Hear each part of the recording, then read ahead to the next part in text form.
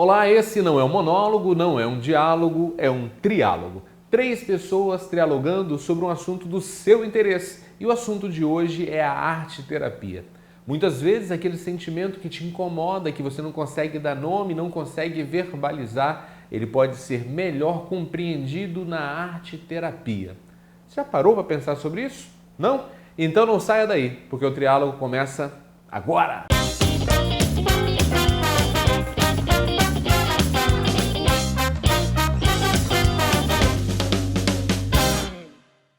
Para compreender um pouco mais sobre o universo da arte-terapia, eu trago 2 arte-terapeutas que atuam aqui na Grande Vitória com bastante maestria.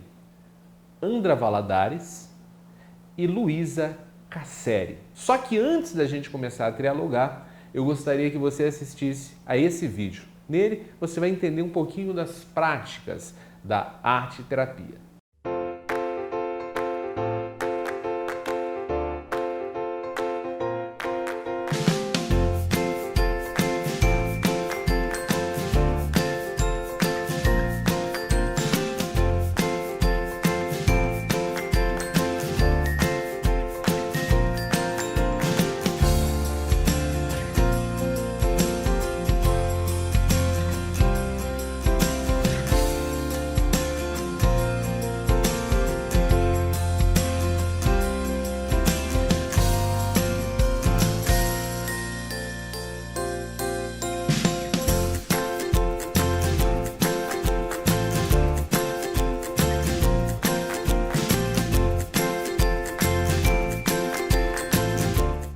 Eu acredito que a arte-terapia, para mim, foi uma ferramenta de desenvolvimento, né?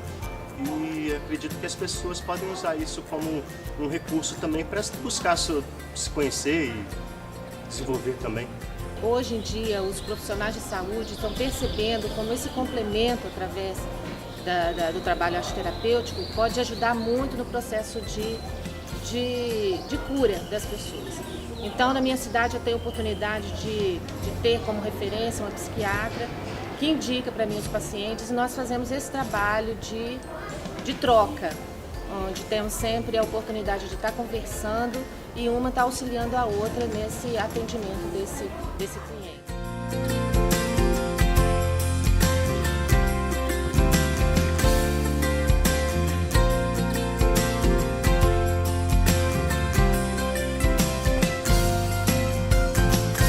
A arte-terapia é a minha profissão de fé e definitivamente não consigo mais me imaginar sem viver no aqui e agora, nesse estado de estar em aware, de estar acordada, de estar atenta e compartilhar isso com qualquer pessoa que precise vir pro aqui e agora.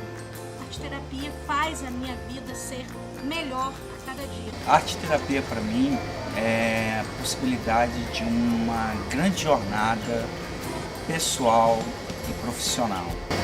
A arte-terapia está me possibilitando a libertação, a superação de todas as dificuldades, porque ela trabalha com o que nós temos de melhor.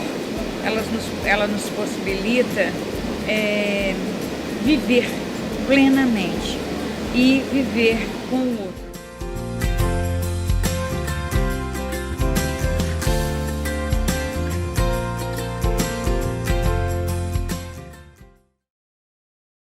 Pelo que as pessoas puderam perceber no vídeo, é um conjunto bem variado de práticas, né? A arte-terapia. Mas eu queria começar a conversa definindo o que é exatamente a arte-terapia. Fala, Luísa. Então, a arte-terapia é uma formação acadêmica multidisciplinar, né? Ela tem a base teórica na psicologia de Jung, né? A terapias corporais, a gestalt terapia, e ela dialoga com outros saberes também, né? E isso se faz uso, né, de técnicas, né, e práticas expressivas, das artes plásticas, né, de outras linguagens expressivas como teatro, música, dança, escrita criativa, E dentre outros, E infinitos. as pessoas que olham para a arte-terapia, de maneira geral, associam a arte-terapia ao universo infantil, como se fosse uma prática voltada para o público infantil. Ela é uma prática só do público infantil ou existe possibilidade para o adulto, para o idoso? A arte-terapia é um processo terapêutico, né? E ela, assim, ela é abrangente para qualquer faixa etária, né? E a questão é se a pessoa se identifica com ela ou não. É óbvio que a criança, por ser mais aberta, né, ter menos trava e às vezes não conseguir se expressar verbalmente, né, das coisas que está sentindo, às vezes a criança começa a apresentar alguns comportamentos que às vezes a família começa, por que está tão agressivo, por que está tão tímido? Então aí, né, isso leva a pessoa a procurar, às vezes começa a ir mal na escola, começa a apresentar hiperatividade. Ela é muito abrangente. Para a criança, eu acho, assim, é tão adequada que os próprios psicoterapeutas utilizam essa linguagem, porque não tem como simplesmente conversar com a criança que ela não vai conseguir se desenvolver. Exato, que muitas das terapias e procedimentos buscam a verbalização. Sim. Pergunta, mas aconteceu isso, o que você está sentindo, mas às vezes a criança, ela não sabe dar nome ao sentimento. Sim. E aí eu acredito que seja o espaço da arte-terapia, né? Ou seja, no momento que ela não sabe dar nome para esse sentimento, talvez por meio de uma representação artística, isso fique mais evidente. Sim, e através dos materiais, né, dessas linguagens todas, né, que a gente já falou, ela pode materializar, né, no concreto, né, no plano bidimensional, tridimensional, né, sentimentos, emoções. Vamos dar um exemplo de como isso funciona na prática. A criança, a pessoa está assistindo a gente agora, ela está em casa, está com uma criança que de uma hora para outra passou a ter um comportamento radicalmente diferente. Uma criança que era extrovertida passou a ter um comportamento mais tímido, mais depressivo, e ela não consegue identificar a razão. Fez exame médico, não conseguiu, fez exames clínicos, não conseguiu. Qual seria o diferencial que ela encontraria na arte-terapia? Ela chegou na sessão de arte-terapia, em que espaço, sobre que plataforma ela consegue representar esse sentimento? Então, quando a gente recebe um paciente, é feito primeiro a anamnese, né? Que é o que exatamente? Vamos traduzir para a anamnese é uma pesquisa, né? A gente vai apresentar várias perguntas, desde quando a criança, se teve um problema na gravidez, o que aconteceu, de todo o histórico daquela criança ou daquela pessoa. Então, a primeira investigação são os pais? Sim, os pais, com os responsáveis, as pessoas que estão diretamente ligadas, vão trazer essas informações para a gente ver. Ó, parece que é aqui, parece que é tal coisa aqui. Só que, como ela falou, a Luísa, a arte-terapia é baseada na Gestalt. E a Gestalt, às vezes você traz a Gestalt tem a questão da figura e do fundo. Às vezes apresenta uma figura, vamos dizer, um sintoma, mas o problema está lá atrás.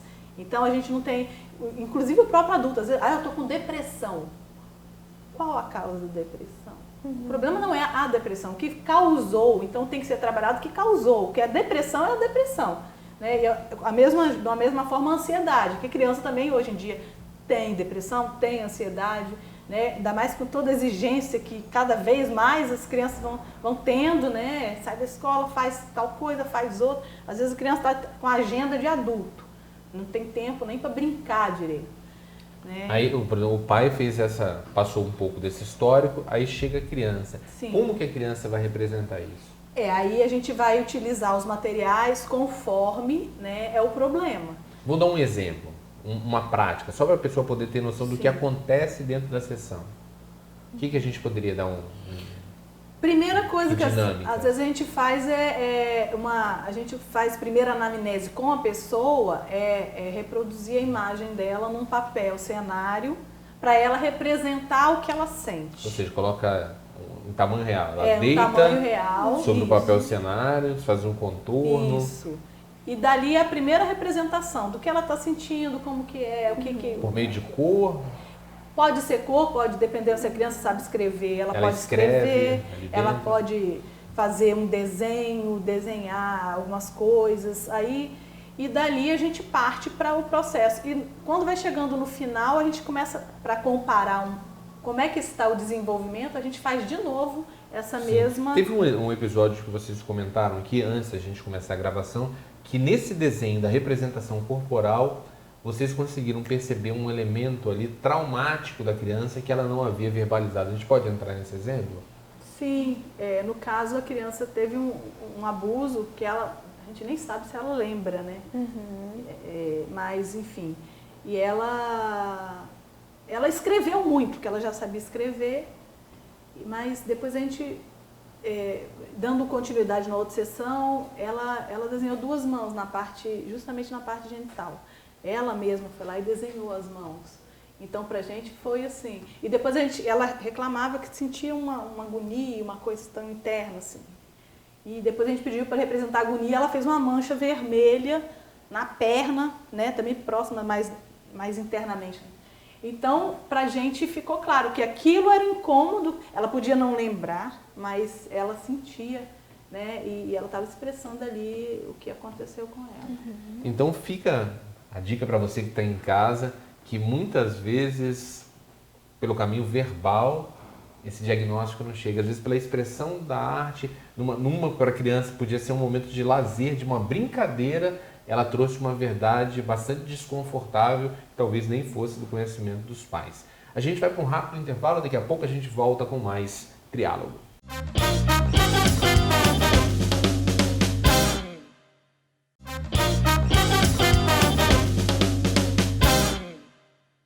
Estamos de volta com o Triálogo, que nessa edição está trialogando sobre arte terapia. A gente tem 2 arteterapeutas, Andra Valadares e Luísa Casseri. Luísa, você é psicóloga e arteterapeuta. A arteterapia, ela é uma rival da psicologia ou ela é um recurso complementar? Com certeza é um recurso complementar, né? Porque pela minha experiência, antes de ser arteterapeuta, né, eu já usava recursos dela na minha psicoterapia, com crianças mais especificamente, né? E qual foi, assim, a experiência mais recompensadora que a arteterapia trouxe para o seu consultório? Então, a minha experiência mais gratificante, né, foi a terapia de uma criança de 2 anos. Ela veio ao consultório muito chorosa, né, questão de medo, né, introvertida, né, e aí eu descobri ao longo do processo terapêutico que era a irmã, né, gêmea dela, que às vezes bloqueava essa criatividade, a imaginação dela, né, e através da pintura ela se expressou de forma magnífica, em que ela se soltou mais, verbalizava caso mais. Ruth e Raquel. Mais ou menos, não tanto assim, mas... Mas assim, mas é um fato, às vezes os pais tentam trabalhar, vestir igual, colocar na mesma escola, colocar no mesmo esporte, dar os mesmos acessórios e tudo mais, acaba dificultando a construção de uma identidade e resvalando nesse tipo de problema, né? No seu caso, André, qual foi a experiência mais recompensadora em consultório? Eu tive um caso de um menino, né, que ele era bastante tímido e também tinha um problema de família, com o pai, que estava doente. Então ele estava muito retraído, foi levado lá mais por causa disso, dessa questão dele não conseguir se expressar nem com a família. E aí, conversando com ele, a gente começou a falar sobre medo, eu li algumas histórias, e ele revelou que tinha muito medo de escuro e de uns barulhos, né, que a casa dele fazia, que era próxima do mar, fazia os barulhos e sentia medo. E aí o recurso que eu utilizei com essa criança, ele já gostava de música, então como eu sou compositora também e tal, tem essa questão artística, a gente fez uma música. Aí no início ele, não sei fazer. Eu falei, tá, mas vamos tentar, vamos começar aqui. Eu peguei a música Peixe Vivo e criei como se fosse uma paródia, uma letra para o caso dele. Então eu comecei a fazer, e no início ele ficou resistente, mas no final ele acabou dando umas sugestões e tal, Pra depois letra. a gente cantou. E como é que ficou a versão? É bem assim: quem tem medo de escuro, basta a luz acender. Quem tem medo de barulho não precisa se esconder. O que é que vou fazer? O que é que vou fazer? Vou chamar minha coragem logo, logo, sem demora. Vou chamar minha coragem e mandar o medo embora. Que ótimo! Aí daí ele começou a cantar. No início ele queria nem cantar, depois ele foi cantando, foi se soltando.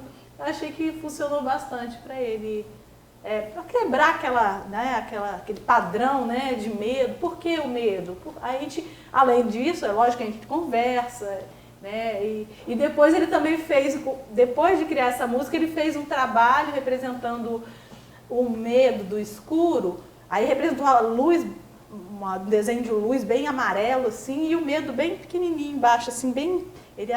o medo tá Eu já bem estava menor. criando uma nova representação, né, Isso. dessa realidade.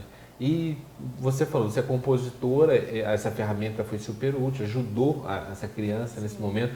Mas a pessoa que está em casa e que está se interessando, eu quero um dia fazer um curso de arte terapia, ela precisa ter a arte como ofício antes do curso ou não? Uma pessoa que nunca teve a arte como ofício também tem sucesso no campo da arte terapia? Sim. É óbvio que facilita quando você já tem, né, como eu, né? Às vezes a pessoa que nunca compôs, ela não vai ter não vai conseguir fazer uma música na hora, né? Tudo é treino e acaba atraindo quem gosta já de arte e utiliza essa linguagem para ajudar, para a terapia, mas não necessariamente tem que ter isso, né?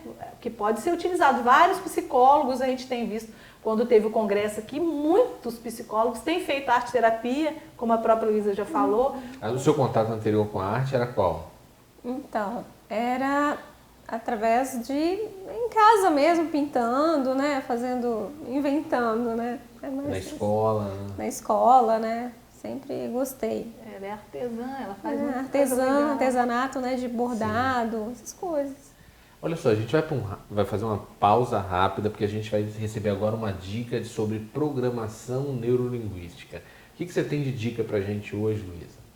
E aí, Fábio, continuando o nosso assunto de programação neurolinguística, você sabia que existe uma diferença muito grande assim, entre descrever uma situação, perceber uma situação e interpretar, julgar? E você sabia que nós provavelmente teremos um diálogo muito mais saudável, as nossas conversas serão ainda melhores quando nós aprendermos a descrever, usar os fatos. Isso em programação neurolinguística nós chamamos de IAQ. IAQ significa informação de alta qualidade. Uma coisa é você chegar para o seu colaborador, você enquanto gestor, chegar para o seu colaborador e falar, eu percebi que você chegou 9 horas, que horas mesmo estava marcada a nossa reunião?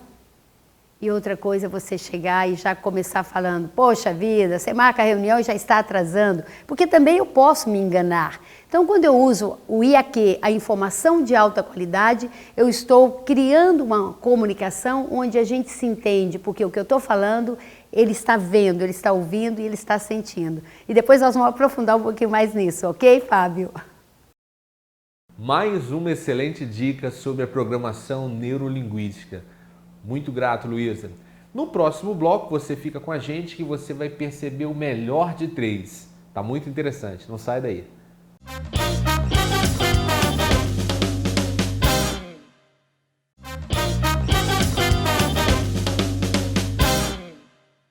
Estamos de volta com o Triálogo. Nesse último bloco, a gente trialogou aqui 2 blocos sobre arte terapia. Agora a gente vai para o quadro Melhor de 3 e ele começa agora, logo depois dessa vinheta.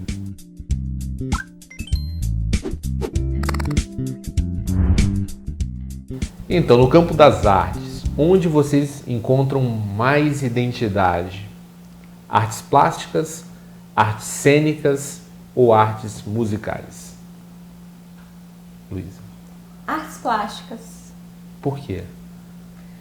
Porque acho que da minha história de vida mesmo. Minha mãe já se utilizava de pintura em tela, então eu já cresci nesse meio, então para mim é mais familiar. Andra?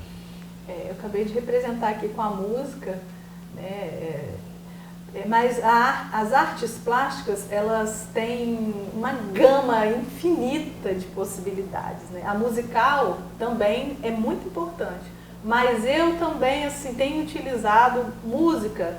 Eu pretendo ainda fazer o curso de musicoterapia também, para ser um acréscimo a mais na minha formação. Mas eu utilizo a música de uma forma um pouco mais restrita, assim, não que... Até questão de possibilidade, né?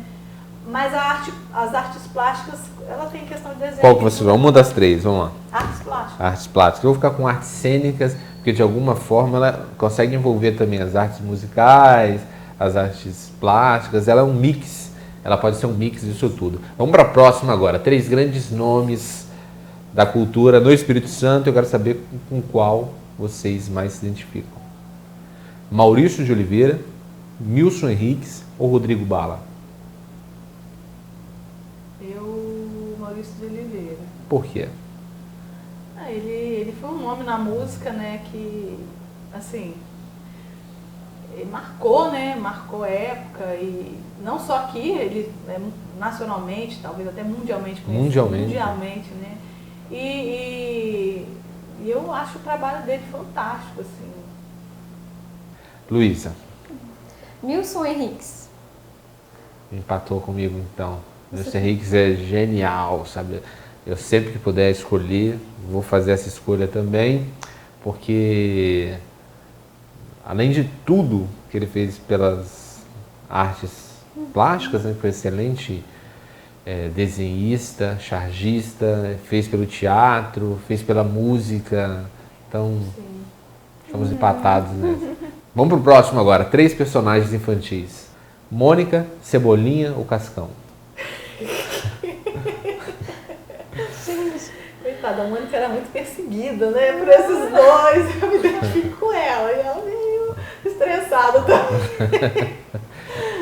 Nada com violência contra os animais, né? Não, nada, mas eles também viviam só tramando contra ela, era bem bullying, até dentuça, gorducha, não sei o quê, me identifico mais com a Mônica. A sua? Eu vou de Cebolinha. Por quê? Eu lembro, eu tinha um boneco do Cebolinha quando era criança, eu não sei por que escolhi o Cebolinha. Eu acho que eu aprendia muito com ele, né, a questão do falar elado, né? Sim. Errado. Você aprendia o português correto, eu acho que é isso. Eu vou ficar com Cascão, porque nessa campanha de água, né, as pessoas estão acabando a água do planeta, eu acho que diminuir a quantidade de banhos. Olha só, o Cascão lá atrás, ele já tinha uma visão ecológica. Nossa, como? Não é não? Também preciso de juntar mosquinhos de volta. Agora próximo, então. Na arte terapia, qual é o tipo de sessão mais interessante para vocês? Sessão individual, sessão em grupo ou sessão com casal? Depende do assunto, mas no geral, assim, a sessão individual, ela resolve melhor, né? Quando a pessoa tem vários problemas, né? Que às vezes não é só um, às vezes a pessoa pode ter algumas coisas a se resolver. Em grupo é quando é um problema que para várias pessoas comum, Então, individual. Na sua avaliação? Para mim, eu acredito que os dois têm a sua importância, né, e qualidade, né? Mas o individual, né, sempre gostei mais do atendimento individual do que no grupo. Eu também tenho essa clareza, o individual também, porque às vezes o problema, até mesmo de um casal, o problema não é o mesmo para os dois. Os dois, cada um tem uma visão diferenciada e identificar é vital. Vamos para o próximo, então. Angelina Jolie e Brad Pitt, William Bonner e Fátima Bernardes ou Joel Michimbinha? Um ex-casal para ter na sua coisa. Ex-casal ficou Angelina Jolie e Brad Pitt. Mas o que eles fizeram, assim, né? Pro mundo. Exatamente. Nossa, eu acho que é a Fátima Bernardes e o William Bonner. Eu não sei, eu acho que é um profissionalismo, né? Que os dois passam, assim, de forma extraordinária. Joelma Chimbinha pela eterna capacidade de constranger o povo brasileiro. Então, para vocês ficou essa minha homenagem singela. E eu quero falar o seguinte, para a gente terminar aqui. A pessoa que está assistindo a gente agora tem um filho, tem um adolescente, ou ela mesma se percebe com a necessidade de mergulhar e entender melhor o sentimento dela. Como ela localiza vocês? Então, nós estamos atendendo no centro de Vila Velha, próximo ao Colégio São José. O endereço é ali na Luciano das Neves, né? Próximo àquele edifício Dom Estevão.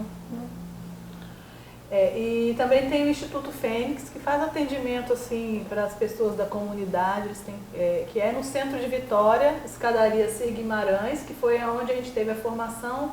E lá também funciona a ARTS, que é a Associação de Arte Terapêutica do Espírito Santo, onde a pessoa, se tiver até em outras cidades, ela pode conseguir informações lá, porque tem artes terapeutas no estado inteiro, né, formados. Então, de repente, a pessoa não pode vir na Grande Vitória, mas em outra cidade ela consegue uma indicação. Que ótimo, André. Obrigado pela informação. Muito obrigado. Vamos se despedir agora, um tempo apertadíssimo, mas eu peço a você que está nos assistindo aí, pegou o programa pela metade, vai lá na nossa página imagem.tv.br/triálogo, tem essa edição na íntegra e todas as outras que a gente fez. Eu fico aqui e encontro você numa nova edição do Triálogo. Um forte abraço e até!